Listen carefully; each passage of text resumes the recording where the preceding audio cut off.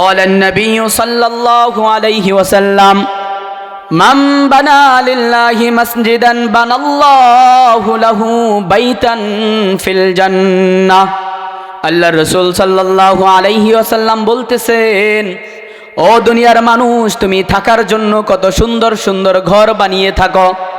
ও দুনিয়ার মানুষ, তুমি থাকার জন্য কত আরামদায়ক ঘর বানাও। পাটখড়ি থেকে নিয়ে, টিনের ঘর থেকে নিয়ে, ইটের কত বড় দালান তুমি তৈয়ার করো। 100 বছর অতিবাহিত হওয়ার পরে ওই দালানটা আবার তোমার সন্তান অথবা নাতি এসে ভেঙ্গে আবারও সুন্দর করে নতুন ডিজাইন দেখে দামি দামি লক্ষ লক্ষ টাকা দিয়ে ডিজাইন মাস্টার এনে ওই বাড়িটাকে সুন্দর করে সুসজ্জিত করে সাজানো হয়। সুন্দর করে ইটগুলো গুছিয়ে তারপরে একটি দালান কোঠা বানানো হয়। আল্লাহর রাসূল সাল্লাল্লাহু আলাইহি ওয়াসাল্লাম বলেন, তুমি যে দুনিয়ার মধ্যে নিজে থাকার জন্য, নিজের সন্তান থাকার জন্য, নিজের স্ত্রী থাকার জন্য, নিজের মা বাবাকে নিয়ে থাকার জন্য যেই ঘর তুমি বানাইলা, শুনে রাখো, ওই ঘরের মধ্যে যদি দিন না থাকে তাহলে ওই ঘরটা তোমার জন্য জান্নাত হবে না, ওই ঘরটাই তোমার জন্য জাহান্নামের কারণ হয়ে যাবে। বলেন নাউজুবিল্লাহ। আমার ভাইরা, এই জন্য আল্লাহ রাসূল বলতেছেন, মান বানা লিল্লাহি মাসজিদান বানাল্লাহু লাহু বাইতান ফিল জান্নাহ। দুনিয়ার মধ্যে তুমি যদি আল্লাহর জন্য একটি ঘর বানাইতে পারো, দুনিয়ার মধ্যে তুমি যদি আল্লাহর জন্য একটা ঘর বানাইতে পারো, আল্লাহর রাসূল বলতেছে আল্লাহ তোমার জন্য জান্নাতে একটা ঘর বানিয়ে দিবে। বলেন সুবহানাল্লাহ। আমরা সবাই চাই না জান্নাতে আমার ঘর হোক? এই জন্য আল্লাহ রাসূল বলতেছে।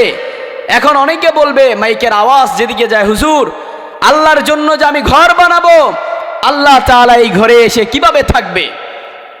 আল্লাহ তাআলার রাসূল এই হাদিসের মধ্যে সুস্পষ্ট বয়ান এটা দিচ্ছে, মান বানা লিল্লাহি মাসজিদান, আল্লাহর জন্য মানে একটা ঘর বানাইবা শুধু আল্লাহকে রাজি খুশি করার জন্য। ওই ঘরের মধ্যে আল্লাহ থাকবে না, আল্লাহ বিরাজ করবে না, আল্লাহ আরামায়েশ করবে না। ওই ঘরের মধ্যে আল্লাহর খাস খাস বান্দা যারা আছে, যাদেরকে আল্লাহ তাআলা মনোনীত করেছেন, যাদেরকে আল্লাহ তাআলা ভালোবেসেছেন, সমাজের মধ্যে আল্লাহ যাদেরকে সম্মান দিয়েছেন, আল্লাহ তাআলা যাদেরকে নেককার মনে করেছেন, আল্লাহ তাআলা যাদেরকে জান্নাত দিতে চান, তাদেরকেই মনোনীত করে ওই ঘরের মধ্যে আল্লাহ তাআলা নিয়ে যাবেন। বলেন সুবহানাল্লাহ।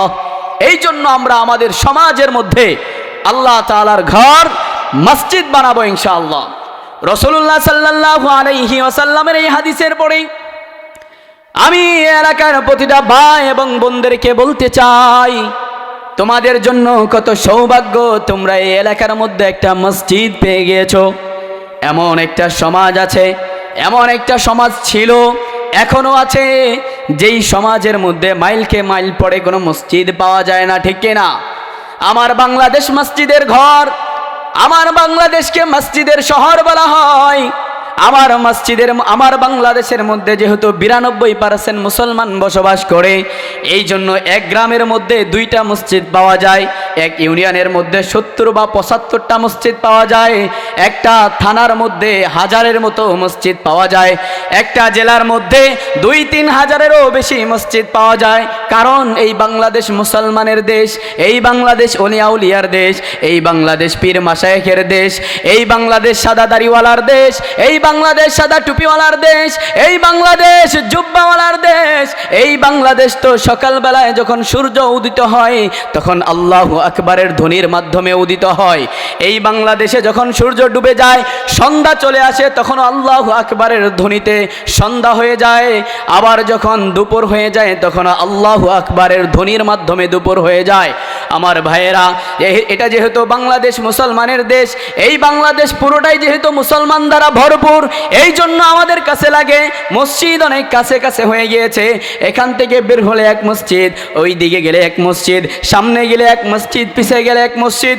ও আমার ভাই, তুমি যদি আমেরিকার দিকে একটু লক্ষ্য করো, ওই কসাই মোদির দেশ ভারতে যদি তুমি একটু লক্ষ্য করো, তুমি যদি আমার দেশের বাহিরে বিধর্মীদের যে রাষ্ট্রগুলো আছে ওই রাষ্ট্রের দিকে যদি একবার তাকাও, দেখবা আমার মসজিদের কি পরিমাণ হালত হয়েছে, আমার মসজিদের উপরে কেমনভাবে নির্যাতন করতেছে, আল্লাহর ঘরকে ভেঙে ফেলতেছে। আবার যদি কেউ আল্লাহর ঘরকে নির্মাণ করতে চায়, তাকে টেনে হিচড়ে সেই জেলখানার মধ্যে আবদ্ধ করতেছে, ঠিক কিনা? আমার মনে হয় না, বাংলাদেশ তো খুব কাছে কাছে মসজিদ, এই জন্য মাঝে মাঝে মনে হয় এত মসজিদ হওয়ার কি দরকার। আমি বলতে চাই, আরে মসজিদ তো এমনভাবে হওয়া দরকার যে মসজিদের আজান এমনভাবে ধ্বনির আওয়াজ বের হবে, আজানের ধ্বনির কারণে কোনো নাস্তিক মোরতাদ মসজিদের আশেপাশে থাকতে পারবে না, ঠিক কিনা? এই জন্য আমার মসজিদ বেশি হওয়া দরকার। আর মসজিদের মধ্যে আরেকটি কাজ আমরা দায়মি করে দিব, আলহামদুলিল্লাহ আমার বাংলাদেশে আছে।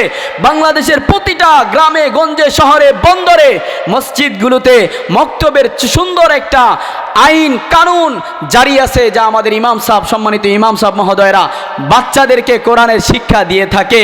এটা অন্য অন্য রাষ্ট্রের মধ্যে খুব কম, একদম কম। আর এমনও মসজিদ আছে অন্য দেশে যে যদি মসজিদ থেকে মাইকে আজান দেওয়া হয়, আজানের পরে আর নামাজের লোক পাওয়া যায় না, ঠিক কিনা? যে আজান দিয়েছে তাকেও খুঁজে পাবেন না, কারণ আজান দেওয়ার কারণে ওই কসাই মদির পুলিশ যারা, তারা এসে ওই হুজুরকে, ইমাম সাহেবকে, মুয়াজ্জিন সাহেবকে ধরে গ্রেফতার করে নিয়ে যায়, কারণ সে আল্লাহু আকবার ধ্বনিটা জুড়ে দিয়ে দিয়েছে। আরে কাফের যারা, মুরতাদ যারা, বেদিন যারা, ইহুদি যারা, নাসারা যারা, ইসলাম বিদ্বেষী যারা, কোরআন বিদ্বেষী যারা, মসজিদ বিদ্বেষী যারা, মাদ্রাসা বিদ্বেষী যারা, যারা মসজিদ মাদ্রাসা দেখতে পারে না, দাড়িওয়ালা দেখতে পারে না, টুপিওয়ালা দেখতে পারে না, উলামায়ে কেরাম দেখতে পারে না, দাওয়াত ও তাবলীগের কাজ দেখতে পারে না, তারা তো মসজিদ থেকে বিচলিত হবে, তারা মসজিদ দিকে তো খারাপ লাগবেই। তাদের মসজিদ মাদ্রাসা দেখলে তাদের দিলের মধ্যে ভয় সৃষ্টি হয়ে যায়। না জানি এই বাংলাদেশটাও আফগানের মতো মুসলমান কান্ট্রিটা এমন ভাবে হয়ে যায়, যেমন সংসদে আফগানে কোরআন চলে, আমার বাংলার সোনার মাটিতেও তেমন জানি কোরআন চলে। এই জন্য নাস্তিকরা ভয় পায়। নাস্তিকরা মাঝে মাঝে বলে, কি দরকার তোমার মসজিদ করার? ওই তো বাজারের মধ্যে একটা মসজিদ আছে, ওখানে গিয়ে নামাজ পড়ে ফেলবা। ওই তো দেখা যায় ওই গ্রামের মধ্যে, ওই ইউনিয়নের মধ্যে একটা মসজিদ আছে, ওখানে তুমি নামাজ পড়ে ফেলবা। তোমার বাড়ির পাশে মসজিদ করার কি দরকার?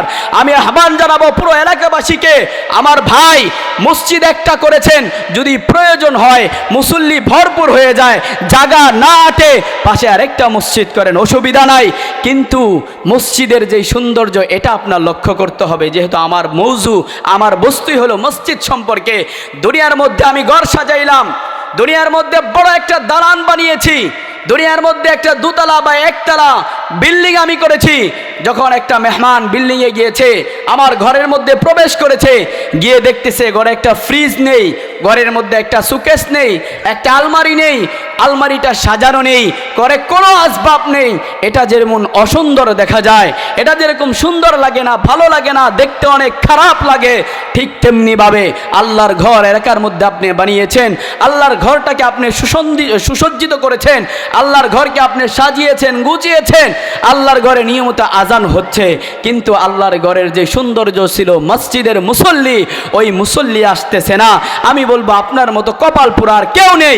আল্লাহ স্বয়ং আপনাকে ডাকতেছে, আল্লাহ স্বয়ং মুয়াজ্জিনের মাধ্যমে আপনাকে ডাকতেছে, আশহাদু আল্লাহ ইলাহা ইল্লাল্লাহ, আশহাদু আন্না মুহাম্মাদার রাসূলুল্লাহ, হাইয়া আলাস সালাত, হাইয়া আলাল ফালাহ, আস-সালাতু খায়রুম মিনান নাওম। এটা মুয়াজ্জিনের জবান দ্বারা বের হইতেছে, কিন্তু মুয়াজ্জিন ডাকতেছে না, স্বয়ং আল্লাহ পাক রব্বুল আলামিন আপনাকে মেহমান বানানোর জন্য ডাকতেছে। আসেন মসজিদে, আল্লাহর গোলামি করেন, আল্লাহর ইবাদত করেন, আল্লাহর নাফরমানি থেকে দূরে থেকে আল্লাহর ফরমাবরদার হয়ে যান। বিনিময়ে আল্লাহ তাআলা আপনাকে কি দিবে শুনেন। যদি আপনি আল্লাহর ঘরের মধ্যে চলে আসেন, আল্লাহর ঘরে এসে বসেন, সালাত কায়েম করেন। রাসূল সাল্লাল্লাহু আলাইহি ওয়াসাল্লাম বলেন, ক্বালান নবী সাল্লাল্লাহু আলাইহি ওয়াসাল্লাম, আউয়ালু মা ইউহাসাবু বিহিল আবদু ইয়াউমাল কিয়ামাতিস সালাত। ও দুনিয়ার মানুষ, তুমি যদি মসজিদে এসে নামাজ আদায় করো, শোনো তোমার জন্য আল্লাহ তাআলা কি রেখেছে। রাসূল সাল্লাল্লাহু আলাইহি ওয়াসাল্লাম বলেন, বলেন, কাল কিয়ামতের ময়দানে যখন সূর্যটা তোমার মাথার উপরে থাকবে, কাল কিয়ামতের ময়দানে মানুষগুলো যখন আযাবের মধ্যে থাকবে, কাল কিয়ামতের ময়দানে যখন সূর্যের তাপের কারণে তোমার মগজটা ফেটে যাবে, কাল কিয়ামতের ময়দানে যখন সূর্যের তীব্র গরমের কারণে তোমার শরীর দ্বারা ঘাম বের হইতে হইতে জমিনটা পানি দ্বারা, নহর দ্বারা ভরপুর হয়ে যাবে, হাবুডুবু খাইতে থাকবা তুমি ওই ঘামের মধ্যে। ওই সময় আল্লাহর রাসূল বলতেছে, আউয়ালু মা ইউহাসাবু বিহিল আবদি ইয়াউমাল কিয়ামাতিস সালাত। ওই দিন ওই সময় সর্বপ্রথম তোমাকে আল্লাহ জিজ্ঞেস করবে, ও মিয়া তোমাকে দুনিয়ায় পাঠাইছিলাম, তোমার বাবা যে মুসলমান ছিল তোমাকেও মুসলমান বানাইলাম, তোমাকে হিন্দুর ঘরে জন্ম দেই নাই, খ্রিস্টানের ঘরে দেই নাই, বৌদ্ধের ঘরে দেই নাই, নাসারার ঘরে দেই নাই, কাদিয়ানির ঘরে দেই নাই, ইহুদি নাসারা খ্রিস্টানদের ঘরে দেই নাই, এনজিও যারা আছে তাদের ঘরে আমি তোমাকে জন্ম দেই নাই, মুসলমানের ঘরে তোমাকে আমি জন্ম দিয়েছি। এখন তুমি আমার প্রশ্নের উত্তরটা দাও, তুমি দুনিয়ায় থেকে আমার কি করলা? নামাজ আদায় করছো কিনা? ওই বান্দা যদি দুনিয়ার মধ্যে নামাজ আদায় করে থাকে তাহলে হাসবে, আল্লাহ তাআলা তার আমল নামাটা দেখবে, তার নামাজটা ঠিক। আল্লাহ তাআলা ফেরেশতা দেখে বলবে, ও ফেরেশতারা দেখো তার নামাজগুলো ঠিক আছে, তার ইবাদত ঠিক আছে, তার বাকি যে আমলগুলো গুনাহযুক্ত আছে এগুলো মাফ করে দিয়ে নামাজের উসিলায় তাকে জান্নাত। হলো মসজিদের ফায়দা। যদি আসেন এই লাভটা আপনার জন্য, আর যদি না আসেন তাহলে আপনার জন্য ওই জাহান্নাম সুসজ্জিত করে রেখেছে, যেই জাহান্নামের মধ্যে আগুন থাকবে, যেই জাহান্নামের মধ্যে পানি না দিয়ে আপনাকে রক্ত পুজ একদম ফুরা যখন পেকে যায়, পুজ যখন বের হয়, ওই পুজগুলো জাহান্নামের আসামিদেরকে খাওয়াবে, পান করাবে। এই জন্য এখনই সতর্ক হন। এই জান্নাতের বাগান যেটা আপনি পেয়েছেন আগামীকাল আর পাবেন না। এখানে বড় বড় উলামায়ে কেরামরা এসে আপনাদেরকে জান্নাতের সুসংবাদ শোনাবে, আপনাদেরকে আমার মতো বলবে। রাসূল বলতেছে, ক্বালান নবী সাল্লাল্লাহু আলাইহি ওয়াসাল্লাম মিফতাহুল জান্নাতিস সালাত। ও দুনিয়ার মানুষ, তুমি দুনিয়ার মধ্যে কত কাজ করো। তুমি দুনিয়ার মধ্যে সকালবেলা ঘর থেকে যখন বের হয়ে যাও, ঘরকে তালা আটকে চাবিটা নিয়ে তুমি কাজে চলে গেলা, বিকালবেলা এসেছো, আসার পরে দেখলা যে এই ঘরের মধ্যে ঢোকার জন্য যে চাবিটা ছিল ওই চাবিটা তুমি যেখানে কাজ করতা সেখানে ফেলে আসছো। ঠিক তেমনি ভাবে রাসূলুল্লাহ সাল্লাল্লাহু আলাইহি ওয়াসাল্লাম বলেন, মিফতাহুল জান্নাতিস সালাত, নামাজ বেহেশতের চাবি। তুমি দুনিয়ার মধ্যে টুকটাক যে আমলগুলো করেছো ওই আমলের বিনিময়ে আল্লাহ তাআলা তোমাকে জান্নাত দিয়েছে। তুমি জান্নাতের মধ্যে গেলা, যাওয়ার পরে দেখলা একজন দারোয়ান দরওয়াজা খুলে না, তুমি ওই দারোয়ানকে বললা, ও ভাই আমাকে তো জান্নাতের সুসংবাদ দিয়েছে, দরজাটা তুমি খুলে দাও, আমি ভিতরে প্রবেশ করব। ফেরেশতা বলে উঠবে, ও মিয়া জান্নাতের দরওয়াজা তোমার জন্য আগে থেকেই খোলা থাকতো, তোমার নিশ্চিত কোনো ঝামেলা আছে এই জন্য দরওয়াজাটা বন্ধ আছে, তুমি চাবি আনছো কিনা? ওই ব্যক্তি বলবে, কেমন চাবি? তুমি দুনিয়ায় নামাজ পড়ছো নি? আমি নামাজ পড়ি নাই। যাও যাও যাও, এখন গিয়ে তুমি দুনিয়ায় গিয়ে নামাজ আদায় করে চাবি নিয়ে আসো। বলেন, কোনো মানুষ যদি একবার মৃত্যুবরণ করে, একবার যদি মারা যায়, দ্বিতীয়বার জমিনের উপরে আসার কোনো সম্ভাবনা আসেনি? আসতে পারবে কেউ? কেউ আসতে পারবে না। এই জন্য আজকের এই জান্নাতি বাগান থেকে, আজকের এই সুন্দর একটা আয়োজন থেকে এই ইরাদা করেন যে আমি 5 ওয়াক্ত নামাজ জামাতের সাথে আদায় করব, বিনিময়ে আল্লাহ আমাকে জান্নাতের চাবি ধরিয়ে দিবে। আর জান্নাতের দরওয়ান যখন আমাকে আটকাবে আমি তাকে চাবিটা দেখাবো, জান্নাতের দরওয়াজাটা খুলবো, সঙ্গে সঙ্গে জান্নাতে প্রবেশ করব। নিয়ত আছে না ইনশাআল্লাহ? আল্লাহ সবাইকে বোঝার তৌফিক দান করুক, বলেন আমিন। অল্প সময় অল্প কিছু আলোচনা করেছি, আল্লাহ পাক রব্বুল ইজ্জত আমাকেও জান্নাতের চাবি যেন দুনিয়া থেকে কামাই করে নিতে পারি, জান্নাত যেন দুনিয়া থেকে আমি অর্জন করতে পারি, এই জান্নাতটাকে যেন আমি দুনিয়ায় সুসজ্জিত করতে পারি। আল্লাহ তাআলা আমাকেও সেই তৌফিক দান করুক এবং আপনাদেরকেও সেই তৌফিক দান করুক। আমার জন্য সকলেই দোয়া করবেন, আমিও আপনাদের জন্য দোয়া করি। ওয়া আখিরু দানিল হামদুলিল্লাহি রাব্বিল আলামিন। আসসালামু আলাইকুম ওয়া রাহমাতুল্লাহি ওয়া বারাকাতুহু।